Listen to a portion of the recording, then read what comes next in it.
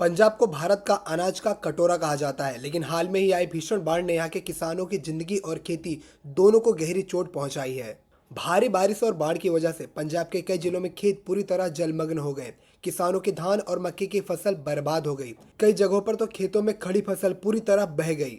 कृषि विभाग की रिपोर्ट के अनुसार लाखों हेक्टेयर जमीन पर खड़ी फसल को नुकसान पहुंचा है। सबसे ज्यादा असर धान यानी पैडी क्रॉप्स पर पड़ा है, क्योंकि यहाँ अभी भी बुआई और कटाई के बीच का समय था। सिर्फ धान ही नहीं, कई जगहों पर गेहूं, सब्जियां और दालें भी बर्बाद हो गई हैं। किसानों का कहना है कि उन्हें इस बाढ़ से करोड़ों का नुकसान हुआ है। सरकार ने राहत पैकेज और मदद का ऐलान तो किया है, लेकिन हकीकत यह है कि किसान फिर से खड़े होने के लिए संघर्ष कर रहे हैं। अब सबसे बड़ा सवाल यह है कि इसका असर आम जनता पर कैसे होगा। विशेषज्ञों का मानना है कि धान की पैदावार घटने से चावल की कीमतों में आने वाले समय में बढ़ावा होगा। साथ ही गेहूं की बुआई के समय भी प्रभावित होंगे, जिससे सीधा असर व्हीट प्राइस पर पड़ेगा। यानी आने वाले समय में रोजमर्रा की जरूरतें चीजें, चावल, आटा महंगे होने वाले हैं। पंजाब की यह बाढ़ सिर्फ एक राज्य का संकट नहीं है, बल्कि पूरे देश की रसोई पर इसका असर होने वाला है। अब देखना यह होगा कि सरकार और समाज मिलकर किसानों के इस मुश्किल दौर से बाहर निकालने के लिए कितनी जल्दी मदद करते हैं।